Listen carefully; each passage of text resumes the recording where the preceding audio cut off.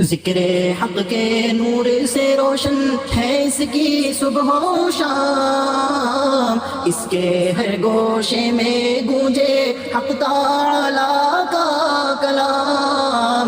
ये इदारा मजलिस तालीमुल कुरान जिसका नाम। फ़अऊज़ु बिल्लाहि मिनश्शैतानिर्रजीम। या अय्युहल्लज़ीना आमनू ला तअकुलू अम्वालकुम बैनकुम बिलबातिल इल्ला अन तकून तिजारतन अन तरादिम मिनकुम वला तक़्तुलू अनफुसकुम इन्नल्लाहा कान बिकुम रहीमा। अन अबी हुरैरह रज़ियल्लाहु तआला अन्हु अनिन नबी सल्लल्लाहु अलैहि वसल्लम अल ईमानु बिदअुन व सबऊन शुअबा अफ़ज़लुहा क़ौलु ला इलाहा इल्लल्लाह व अदनाहा इमाततुल अज़ा अनित तरीक़ वल हयाउ शुअबतुम मिनल ईमान औ कमा क़ाल अलैहिस्सलातु वस्सलाम।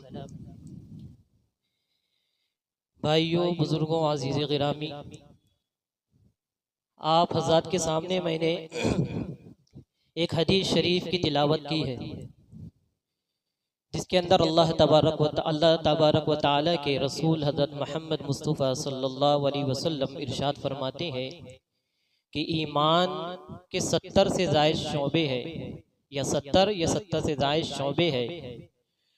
उन शोबों में सबसे अफजल जो शोबा है, जो दर्जा है, वो ला इलाहा इल्लल्लाह का कहना है, यानी कि तौहीद, अल्लाह तबारक व तआला को एक मानना।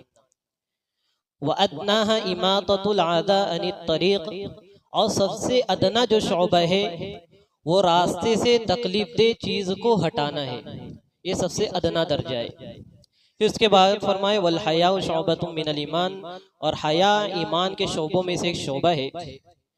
हमें गुफ्तगू सिर्फ व अदनाहा इमाततुल अज़ा अनित तरीक़ पर करनी है कि अल्लाह तबारक व तआला के जैसे हुकूक बंदों पर आयद होते हैं कि जिस तरीके से बंदों को अल्लाह तबारक व तआला के हुकूक अदा करना पड़ेगा और करना पड़ता है या करते हैं, इसी तरीके से अल्लाह तबारक व तआला ने हमें हुकूकुल इबाद की भी जिम्मेदारी सौंपी है। हुकूकुल्लाह, ये अल्लाह के वो हुकूक है जो अल्लाह तबारक व तआला ने हम पर फ़र्ज किए हैं, जैसे कि नमाज है, रोज़ा है, हज है, ज़कात है, अच्छी बातें हैं। ये जो तमाम चीज़ें हैं, ये अल्लाह तबारक व तआला की जानिब से हुकूक है और ये हुकूकुल्लाह कहलाते हैं। और हुकूकुल्लाह का मेयार ये होता है कि अगर हुकूकुल्लाह के अंदर कोई कोताही हो जाए और इंसान उस कोताही के बाद अपनी उस कोताही पर ताइब हो जाए, यानी कि उससे शर्मिंदगी हो कि मुझसे फला गुनाह हुआ है, अल्लाह तबारक व तआला का हुक्म टूटा है, अल्लाह तबारक व तआला की नाराज़गी का सबब बना है, अगर अपने उस कोताही से वो माफ़ी तलब कर ले, माफ़ी मांग ले, तौबा कर ले, तो अल्लाह तबारक व तआला उसको माफ़ कर देते हैं। लेकिन हुकूकुल इबाद के अंदर मामला बिल्कुल बरअक्स है। अगर हुकूकुल इबाद के अंदर बंदे से कोई कोताही हो जाए, वो कितनी भी माफ़ी तलाफ़ी अल्लाह तबारक व तआला से करे, हज पे हज करे, उम्रे पे उम्रे करे, हज़ारों लैलतुल क़द्र को पाले और उन लैलतुल क़द्र के अंदर सिर्फ अल्लाह की इबादत करे और तौबा ताइब करते रहे, तवाफ़ पे तवाफ़ करे, अल्लाह वालों के पास जाए और उनसे अपने गुनाहों की तलाफ़ी करवाए, उसके बाद भी अल्लाह तबारक व तआला माफ़ नहीं करेंगे। ये हुकूकुल इबाद है। हुकूकुल इबाद का ताल्लुक बवास्ते सीधा बंदों से होता है। हुकूकुल इबाद का मामला अल्लाह तबारक व तआला बंदे और लोगों के दरमियान मुस्तहक कर चुके हैं। अल्लाह तबारक व तआला का इसके अंदर कोई लेना नहीं होता है। लेकिन हुकूकुल इबाद के अंदर ये ऐसा होता है कि कोताही हुई, आदमी ने माफी मांगा, अल्लाह तबारक व तआला ने माफ कर दी। हुकूकुल इबाद के अंदर ऐसा नहीं है। जिस बंदे के साथ आपने नाइंसाफी की है, जिस बंदे का आपने दिल दुखाया है, जिस बंदे को आपने इज़ा रसानी पहुंचाई है, उस बंदे से जब तक आप माफी नहीं मांगेंगे, अल्लाह तबारक व तआला माफ नहीं करेंगे। हुकूकुल इबाद का मामला बड़ा नाजुक है, बहुत ज्यादा दकीक है। आज हम जिस माशरे के अंदर जी रहे हैं, ये माशरा बड़ा अजीब और गरीब माशरा है। माशरे से दूर की बात, हम लोगों ने ईमान को और इस्लाम को तौहीद और इबादत तक की उनकी हुदूद को समझा है। हालांकि इबादत को छोड़कर, अकायद को छोड़कर इस्लाम के अक्सर अहकामात वो माशरत से ताल्लुक रखते हैं, माशरत से ताल्लुक रखते हैं। अगर इन माशरत पर आदमी अमल पैरा ना हो तो उसकी इबादत और अकायदात काम में नहीं आएंगे। वक्तिया तो काम आ सकते हैं, लेकिन खलासी के लिए और नजात के लिए कामयाबी नहीं है। हुकूकुल इबाद के अंदर हमें बहुत ज्यादा एहतियात की जरूरत है। इसी हुकूकुल इबाद को तोड़ने के चक्कर के अंदर और इसके हुक्म को तोड़ने के चक्कर के अंदर हम लोग अपनी इबादतों को ज़ाय कर देते हैं। एक मरतबा हुजूर कायनात फ़ख्र मौजूदात हज़रत मोहम्मद मुस्तफ़ा सल्लल्लाहु अलैहि वसल्लम हरम मक्की के अंदर मताफ के अंदर खड़े हैं। हज़रत अब्दुल्लाह इब्न मसऊद रज़ियल्लाहु ताला अन्हु भी आपके साथ खड़े हुए हैं। अल्लाह के रसूल सल्लल्लाहु अलैहि वसल्लम नजर उठाते हैं और काबे को देखते हैं और कहते हैं कि काबा तू बड़ी अजमत वाला है, तू बड़ी हुर्मत वाला है, तू बड़ी तक़द्दुस वाला है, लेकिन सुन ले अल्लाह के नजदीक कसम उस जात की जिसके कब्जे में मोहम्मद सल्लल्लाहु अलैहि वसल्लम की जान है, अल्लाह के नजदीक एक अदना मोमिन की इज्जत और आबरू तुझसे कहीं ज्यादा है। यानी कि इसको इस तरीके से बयान किया कि एक आदमी है जिसने जाके काबे को ढा दिया, काबे को गिरा दिया, काबे को नाउज़ुबिल्लाह मिस्मार कर दिया, और उसी आदमी ने या किसी दूसरे आदमी ने किसी ईमान वाले का दिल दुखाया, उसके साथ आबरू रेज़ी की, उसके माल को गज़ब किया, ये उससे बड़ा गुनाह है, काबे को गिराने से बड़ा गुनाह है। इस हदीस से ये बात हमें समझ लेनी चाहिए कि हुकूकुल इबाद का मामला कितना नाजुक है। कुछ तमहीदात आपके सामने पेश करता हूँ, इन तमहीदात को गौर से सुनिए और हुकूकुल इबाद को समझिए। अल्लाह के रसूल सल्लल्लाहु अलैहि वसल्लम फरमाते हैं, इन्नल्लाह व मलाइकतहु युसल्लूना अलस्सफ़िल अव्वल, कि बेशक अल्लाह ताला और उसके फरिश्ते सफ़े अव्वल वालों पर रहमत नाजिल करते हैं, रहमत भेजते हैं। हालांकि यही आयत हूबहू कुरान करीम के अंदर अल्लाह तबारक व तआला ने अपने महबूब सल्लल्लाहु अलैहि वसल्लम के लिए इस्तेमाल की है। इन्नल्लाह व मलाइकतहु युसल्लूना अलन नबी, ये अल्लाह के रसूल सल्लल्लाहु अलैहि वसल्लम ने इस जुमले को इस्तेमाल किया और पहली सफ वालों की जो फजीलत है उस फजीलत को उजागर करते हुए कहा कि युसल्लूना अलस्सफ़िल अव्वल, कि पहली सफ वालों के पर अल्लाह तबारक व तआला और उसके फरिश्ते रहमत नाजिल करते, रहमत भेजते, दुआएं करते। कितनी बड़ी फजीलत है पहली सफ वालों की। लेकिन उसी जगह दूसरी जगह अल्लाह के रसूल सल्लल्लाहु अलैहि वसल्लम फरमाते हैं कि अगर पहली सफ फुल हो चुकी है, भर चुकी है, अगर पीछे आने वाले शख्स ने देखा कि पहली सफ मुकम्मल हो चुकी है और पहली सफ में वो आ जाए और वहां पर किसी मुसलमान को, किसी ईमान वाले को तकलीफ दे दे, तो ये गुनाह कबीरा में शुमार किया गया है।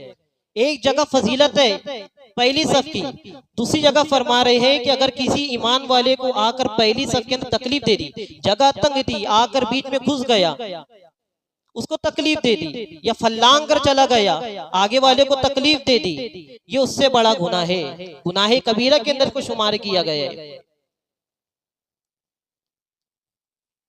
इसी तरीके से कुरान करीम की जो तिलावत है, कुरान करीम की तिलावत की भी दर्जा बंदी की गई है। आहिस्ता आवाज से अगर आदमी तिलावत करता है तो उसका सवाब कम, बुलंद आवाज से आदमी तिलावत करता है उसका सवाब ज्यादा। लेकिन हम घर के अंदर तिलावत कर रहे हैं या किसी ऐसे मौके पर तिलावत कर रहे हैं कि बाजू में कोई सोया हुआ है और आदमी तेज आवाज से तिलावत कर रहा है जिससे उसकी नींद के अंदर खलल आ गया, ये उसने गुनाह कबीरा का। अब माशरे की जो माशरती उसूल अल्लाह के रसूल सल्लल्लाहु अलैहि वसल्लम सिखाए उसकी बारीकी देखिए। एक है तिलावत कलाम का सवाब अलग, लेकिन उसके बाद बता रहे हैं कि अगर किसी की दिल रजानी हुई, किसी का दिल दुखा, ये कितना बड़ा गुनाह है, ये उसने गुनाह का काम किया। एक आदमी है, उसको कोई ताफुन की बीमारी हो गई, उसके बदन से कोई बदबू आ रही है, महक आ रही है, उसको डॉक्टर ने मना की है कि आप आम जगहों पर ना जाए, लेकिन वो बंदा अपने पर अड़ा हुआ है और आता है मस्जिद के अंदर नमाज पढ़ता है, वो गुनाह लेकर साथ में जाएगा, सवाब लेकर नहीं जाएगा। क्यों? अगर वो आकर मस्जिद में जमात के साथ नमाज पढ़ेगा तो आगे वाले को तकलीफ होगी, आजू बाजू वाले को तकलीफ होगी, उससे घिन आएंगी। इस घिन का सबब तू बना। ये तो इबादतें हैं। अब ये समझिए कि हमने जिनका माल गसब किए हैं, जिनका माल गबन किए हैं, जिनको आए दिन हम गालियां बकते रहते हैं, उनकी बुराइयां करते रहते हैं, उनको तकलीफ देते रहते हैं, उनकी आबरू रेज़ी किया करते रहते हैं, इसका क्या वबाल होगा?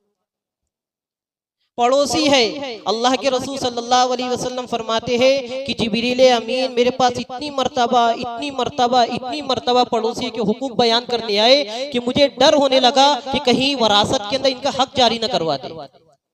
आज पड़ोसियों को बड़ी शिद्दत से तकलीफ दी जाती है, बगैर सोचे समझे तकलीफ दी जाती है। अपनी खुशियों के आगे किसी की तकलीफ की कोई परवाह नहीं। शादी बियाह, आज शादी बियाह, ये शादी बियाह नहीं, ये तकलीफ का गढ़ है। ये निकाह तकलीफ का गढ़ बना के रख दिए हैं, लोगों को तकलीफ ब तकलीफ। ये शादी बियाह नहीं हो रही है। बस किस तरीके से आगे वाले का दिल दुखाए, किस तरीके से उसको रुसवा करे, बस ये हमारे यहाँ का मामला बन चुका है। ये बारीक बारीक चीजें हैं जिसके अंदर हमसे कोताही हो रही है, जिनके पर हमारी नजर नहीं है। हम आए दिन किसी ना किसी का दिल तोड़ रहे हैं। आदमी गाड़ी पार्क करता है किसी दूसरे की जगह पर, ये भी नाजायज है, हराम है, गुनाह कबीरा है। बगैर इजाजत की आप गाड़ी पार्क नहीं कर सकते। दीनी जलसा हो रहा है, दीनी जलसे के पोस्टर लग रहे हैं, दीवारों के ऊपर चस्पा किया जा रहा है, बगैर इजाजत की आप नहीं लगा सकते। हराम है, नाजायज है, गुनाह कबीरा है। काम का एक है, दीन का काम हो रहा है, लेकिन फिर भी इजाजत नहीं है, इजाजत नहीं दी शरीयत ने आपको। तो जब दीन के काम और नेक काम के अंदर हुकूकुल इबाद को इस बारीकी से देखा गया है और जो गुनाह है उसको किस तरीके से देखा जा सकता है? इस वजह से हमें इस बात पर गौर फिक्र करना चाहिए कि हुकूकुल इबाद के अंदर हमसे क्या कोताही हो रही है। कहीं हमारे किसी अमल की वजह से किसी को कोई तकलीफ तो नहीं हो रही? हमारी बहुत ज्यादा कोताही है इस मामले के अंदर। इसको दीन का हिस्सा समझना पड़ेगा। ये दीन का हिस्सा है, आप माने ना माने, लेकिन इसको आपको समझना पड़ेगा। ये दीन का हिस्सा है। अगर आपने इसको दीन का हिस्सा नहीं समझा तो आपकी इबादतें अकारत कर दी जाएंगी, ज़ाय कर दी जाएंगी, इसका कोई सवाब नहीं है, पकड़ होंगी। अल्लाह के रसूल सल्लल्लाहु अलैहि वसल्लम ने फरमाए थे कि मुफलिस कौन? तो साहबा ने कहा जिसके पास पैसा ना हो, खाना ना हो, कपड़ा ना हो, मिस्कीन सा हो। फरमाया ये मुफलिस नहीं है। मुफलिस तो वो है कि जिसने बहुत सारे आमाल लेकर आया हो, बहुत सारी नमाजें लेकर आया हो, नवाफिल व अस्कार मुस्तहबात लेकर आया हो, जिक्र व अस्कार लेकर आया हो, लेकिन जब मैदान महशर के अंदर खड़ा होगा तो किसी का माल गसब किया होगा, किसी का हक दबाया होगा, किसी को गाली बका होगा, किसी को इज़ा रसानी पहुंचाई होगी, किसी को तकलीफ दिया होगा, उन तमाम को पेश कर उसकी तमाम नेकियों को लेकर उन लोगों को दे दिया जाएगा जिसके ऊपर उनके हुकूक दायर होते हैं। ये जो तमहीदी बात जो मैंने की है, ये तमहीदी बात इस वजह से की है कि आज हमारे दौर के अंदर मीरास के साथ जिस तरह कोताही की गई और कोताही की जा रही है, अल्लाह माफ करे, अल्लाह का गजब हम पर बरस पड़े, जिस तरीके से हमने लोगों का माल दबा के रखा है। मीरास का मसला बड़ा नाजुक है, बड़ा दकीक है। अल्लाह के रसूल सल्लल्लाहु अलैहि वसल्लम ने फरमाया है कि किसी का हक ना दबाओ। जब आदमी मरता है तो उसके माल के 4 हिस्से मुंतकिल होते हैं, 4 हिस्से होते हैं। जब मरता है तो सबसे पहले जब वो मरेगा तो उसके माल से उसकी तजहीज़ और तकफीन की जाएगी, कफन दफन का मामला। उसके बाद देखा जाएगा कि उसके ऊपर कोई कर्जा तो नहीं, अगर कर्जा है तो उसके कर्जे को चुकाया जाएगा।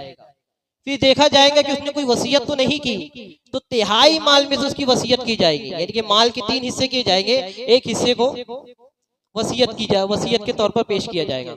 उसके बाद जो उसके वारसा बचते हैं उनका हक दिया जाएगा।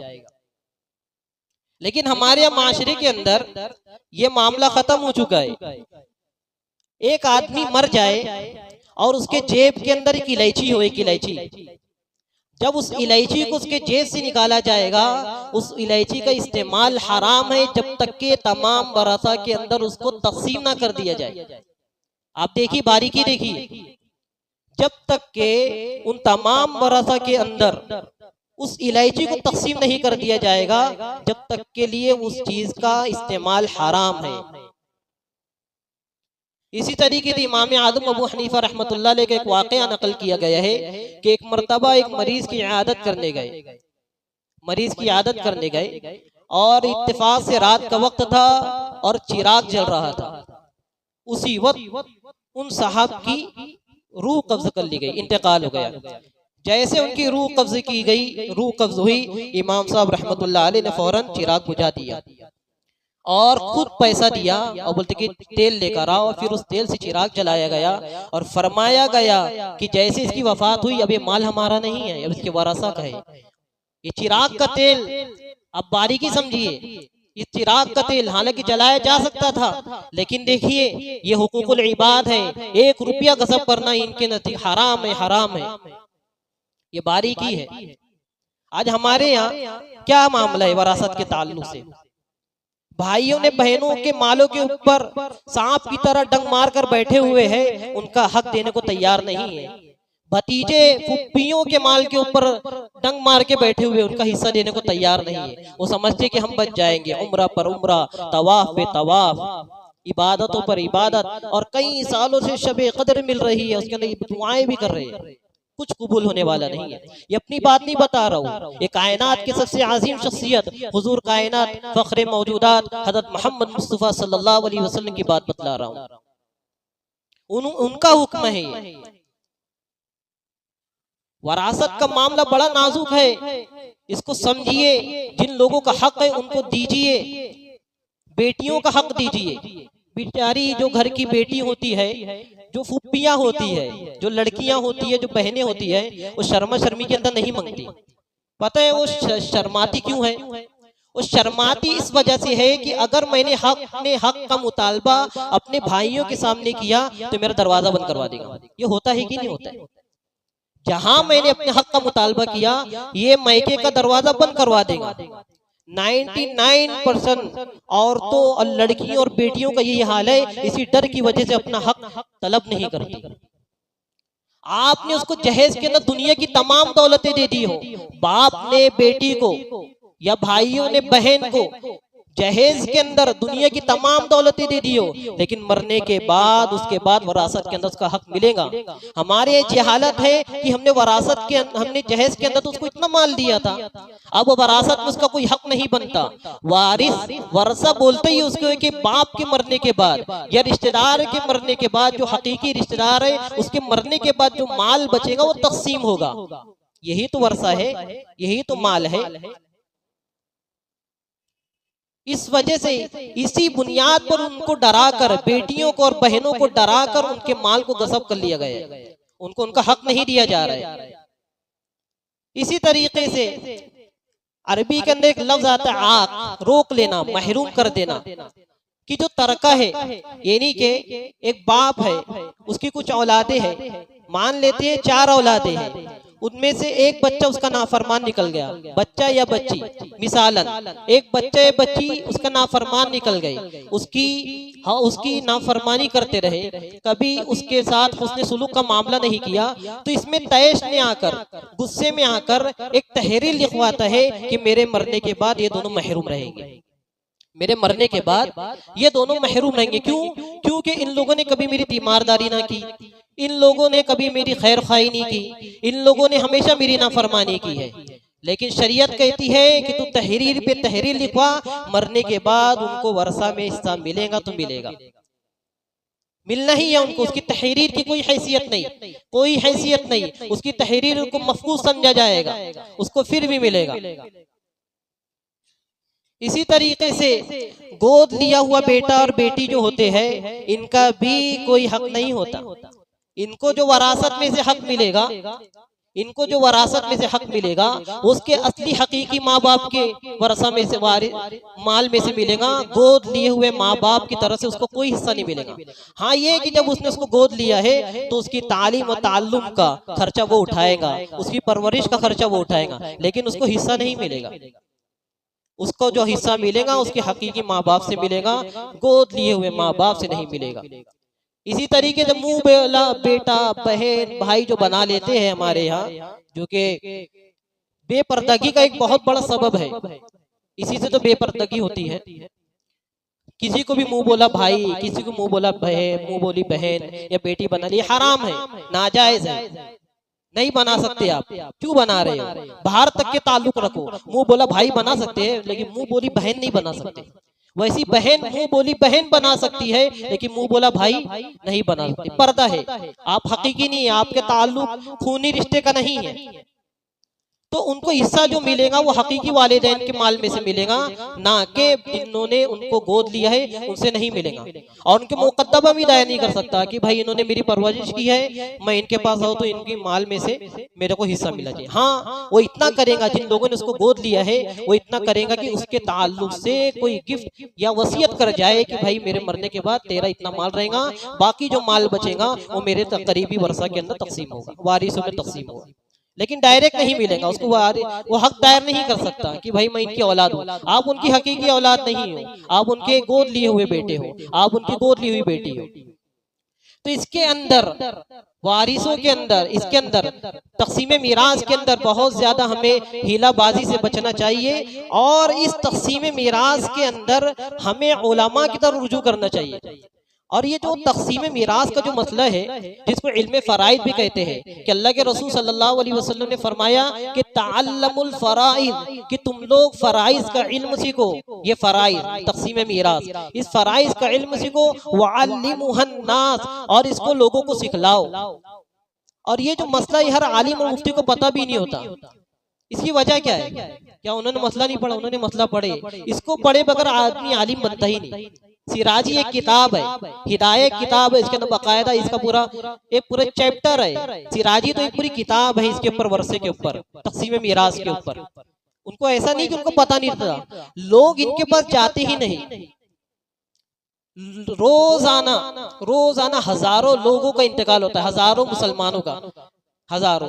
इंतकाल होने के फौरन बाद तकसीम मीरास के लिए हमें मुफ्ती और आलिमों की तरफ या उनके माहिरीन की तरफ रुजू करना पड़ता है। लेकिन एक मसला या एक मसला बतला दीजिए, या कोई एक जगह बतला दीजिए जहां पर लोगों ने उलमा से मुफ्ती से रुजू करा है इंतकाल के फौरन बाद। लेकिन दुनिया भर की जितनी खुराफातें वो हमारे अंदर पाई जाती है। वहां जाएंगे, कब्रस्तान जाएंगे, मैयत को दफन करेंगे, घर पर है। कब्रस्तान में एक दुआ ऑलरेडी अल्लाह के रसूल सल्लल्लाहु अलैहि वसल्लम ने बतला दी है, अलिफ लाम मीम से लेकर मुफलिहून तक, आमनुर रसूल से लेकर फंसुन अलल कौमिल काफिरीन तक के बतला दिए। लेकिन उस दुआ पर हमारे को एतमाद नहीं हुआ तो अलग से दुआ लेकर आए हमने खड़े होकर। ये चला रिवाज, चला हुआ है, रिवाज है, हदीस के अंदर साबित नहीं है। अगर दुआ करना है, आपका करीबी है तो अकेले अकेले खड़े होकर दुआ करे, इज्तिमाई दुआ से इज्तिनाब करे। इज्तिमाई दुआ को हमारे यहाँ तो बिल्कुल एक खेल बना के रख दिया गया कि इमाम साहब कराएंगे, हाफिज साहब कराएंगे, आलिम साहब कराएंगे तो जब ही दुआ कबूल होगी। इसी वजह से इज्तिमाई दुआ के नुकसानात इतने हुए कि हमारे यहाँ लोग इनफिरादी तौर पर दुआ ही नहीं मांगा करते, नहीं मांगते। मैयत को दफनाने के बाद फिर घर आते हैं, फिर ताज़ियती कलमात कहते हैं, जिसकी भी जरूरत नहीं, उसके फिर दुआ होती है। पूरा बख्शवाना उसी दिन है, आज तो बख्शा के छोड़ेंगे मुर्दे को। हालांकि इसके लिए नहीं है, आप जैसे घर आए फौरन आलिम को, मुफ्ती को या उसके माहिरीन को बुलाए और तकसीम मीरास का मामला पेश करे और उसके मामले को हल करवाए। यह है इस्लाम, हमें यह सिखाता है। जब इसके ऊपर अमल होगा तो इंशाअल्लाह हुकूकुल इबाद के अंदर बहुत ज्यादा हम बारीकी नजर से देखेंगे तो इंशाअल्लाह हमारा मामला हल होगा। नहीं तो इसी तरीके से हम लोगों को तकलीफ देते रहेंगे, लोगों को परेशानी के अंदर मुब्तला करते रहेंगे। और जब ये तकसीम मीरास का मतलब हो तो माहिरीन के साथ जिसको इल्म मीरास का इल्म है खासतौर से उलमा और मुफ्तियों को इसका मसला, इसका इल्म होता है तो उन्हीं को बुलाए, तजर्बाकार लोगों को ना बुलाए। हमारे माशरे के अंदर होता यह है कि इन लोगों को ना बुलाते हुए इनको किनारे कर दिया जाता है। वो लोग जो बड़ी उम्र के होते हैं और जो बड़े बने फिरते हैं, सरपरस्त बने फिरते रहते हैं, उनको बुलाया जाता है और उनको बुलाकर बिठाया जाता है, जिनको यूसीकुमुल्लाहु फी औलादिकुम लिज़्ज़करि मिस्लु हज़्ज़िल उन्सयैन का तर्जुमा तक के नहीं होगा। अब मैं समझता हूँ कि तजवीद के साथ आयत भी नहीं पढ़ पाएंगे। उनको बुलाया जाता है जिनको खुद इल्म फराइज का इल्म नहीं है, वो आपके मामले को हल करेंगे। फिर वो मामला भी इस तरीके से आपके सामने हल करते हैं, दुनियावी तौर पर, ना कि शरई तौर पर। फिर आके कुछ ऐसी हीलाबाजी करते हैं कि उसके अंदर अक्सर बेटियों का और छोटे भाइयों का माल गसब कर लिया जाता है और उनका झुकाव एक तरफ होता है। उस झुकाव की बुनियाद पर लोगों का हक और माल खा जाते हैं। आप हरामकारी कर रहे हैं, आप गुनाहे कबीरा वाला मामला कर रहे हैं। अगर जब आपको उस चीज का इल्म नहीं है तो आप सरपरस्त ना बनिए, आप बड़े ना बनिए, आप हाथ उठा लिए और उनकी रहनुमाई कीजिए कि आप जाइए किसी आलिम के पास जाइए, किसी मुफ्ती के पास जाइए या किसी ऐसे माहिरीन के पास जाइए जिसको पूरा पूरा इल्म है तक़सीम मिरास का, उसको बुलाइए, उसके सामने बैठिए। क्योंकि कई ऐसे मामलात आते हैं कि हमारे सामने कुछ ऐसे मामलात है कि जब तक़सीम मीरास का मसला हुआ तो जॉइंट फैमिली, इस्लाम के अंदर जॉइंट फैमिली का कोई कॉन्सेप्ट नहीं है। अगर इस्लाम के अंदर जॉइंट फैमिली का कोई कॉन्सेप्ट होता, कोई मदार होता, तो देवर और भाभी का पर्दा ना होता, चचाजाद बहनों से पर्दा ना होता, चचाजाद भाइयों से पर्दा ना होता, फूफीजाद भाई बहनों से पर्दा ना होता। पर्दा है कि नहीं? इनसे शादी हो सकती है कि नहीं? अगर जॉइंट फैमिली का मामला होता, जॉइंट फैमिली का कोई कॉन्सेप्ट होता, कोई मदार होता, तो ये मामला नहीं होता। इसलिए जॉइंट फैमिली की बुनियाद पर ये बन जाती है, अपने आप को कुछ बड़ा बन जाती है कि हम जॉइंट फैमिली है, आप लोग एक साथ रहते हैं, इस तरीके से हिस्सा कर लिया जाए तो आप लोग साथ में रहते हैं। आप गलत कर रहे हैं। जॉइंट फैमिली का कोई तस्वुर नहीं है। उस जॉइंट फैमिली के तस्वुर को सामने पेश कर इतनी नफरत आपस के अंदर पड़ जाती है, इतनी नफरत आपस के अंदर पड़ जाती है कि आदमी एक दूसरे को सलाम करना पसंद नहीं करता है, सिर्फ उनकी एक हरकत की वजह से। इसलिए पूरा पूरा मामला हो, पूरा पूरा अलग हो, अलग दीवारें हो, अलग दरवाजे हो, इसके ना कोई समझौता नहीं है। अगर आपको लोगों के दिलों की, लोगों की मोहब्बत की इतनी फिक्र है कि अल्लाह तबारक व तआला को इतनी फिक्र नहीं थी, नाउजुबिल्लाह। हज़रत मोहम्मद मुस्तफ़ा सल्लल्लाहु अलैहि वसल्लम ने हर इल्म, हर दुआ हमें बतला के गई है। क्या उन्हें इसकी फिक्र नहीं थी कि अगर जॉइंट फैमिली वाला मामला रहेगा, तक़सीम मीरास होगी, तो लोग अलग अलग हो जाएंगे, उनके दिल टुकड़े टुकड़े हो जाएंगे और उनका मिजाज बदल जाएगा। उनके पास ये इल्म नहीं था, नाउजुबिल्लाह। तो ये बात समझिए कि जॉइंट फैमिली का कोई कॉन्सेप्ट नहीं, कोई मामला नहीं। तक़सीम मीरास होगी, पूरा पूरा होगा, अलग अलग होगा, किसी को साथ में रखा नहीं जाएगा। इस वजह से कई ऐसे मामला आए हैं कि जब ये मामला आता है तो आपस में बहुत ज्यादा लड़ाई झगड़े होते हैं और खून खराबे तक मामला चले जाते हैं और आपस में बहुत ज्यादा नफरत पैदा हो जाती है। भाई भाई को सलाम करना पसंद नहीं करता, आपस में ताल्लुकात खत्म हो जाते हैं। उसकी वजह ये बनी तक़सीम मिरास सही नहीं हुआ, क्योंकि उनको लगता है कि मामला सही नहीं हुआ। जब आपस में एक दूसरे की नजर पड़ती है तो नफरत मोहब्बत नहीं होती, नफरत बढ़ती है, नफरत जन्म लेती है, एक चिंगारी पैदा हो जाती है। वो देखना पसंद नहीं करता। फिर वो जब भी देखेगा नफरत के अंदर देखेगा, तैश के अंदर देखेगा, गुस्से के अंदर देखेगा, गलत इरादे से देखेगा। वो ये सोचेगा कि कब इसका गलत हो जाए। तो भाइयों, बुजुर्गों, अजीज साथियों, आप में सब उम्र दराज भी है, नौजवान भी है और इल्म वाले भी है, कम इल्म वाले भी है। इसके ऊपर गौर व फिक्र करे, तक़सीम मिरास के मामले को थोड़ा नज़ाकत से देखे और उलमा और मुफ्तियों की तरफ और माहिरीन की तरफ रुजू करे कि अल्लाह तबारक व तआला हमें इसका सही तरीके से अमल पैरा होने की तौफीक नसीब फरमाए। व आखिरु दअवाना अनिल हम्दुलिल्लाहि रब्बिल आलमीन। हसनबाग हल्के में मस्जिद की तामीर के लिए जगह खरीद ली गई है, जिसकी कुल कीमत 1,71,00,000 रुपए है। अल्हम्दुलिल्लाह अब तक आपके ताउन से 1,41,00,000 रुपए की रकम अदा की जा चुकी है। अब सिर्फ 30 लाख रुपए बाकी है, जिसकी अदायगी के लिए वक्त बहुत कम रह गया है। तमाम अहले खैर हज़रात से गुजारिश की जाती है कि अजीब नेकी में बढ़ चढ़ कर हिस्सा ले और मस्जिद के लिए अपनी इस्तिताअत के मुताबिक ज़्यादा से ज़्यादा ताउन फरमाएं। जिम्मेदारान गेट पर खड़े रहेंगे, आप अपनी अपनी वसअत के मुताबिक ताउन फरमाएं।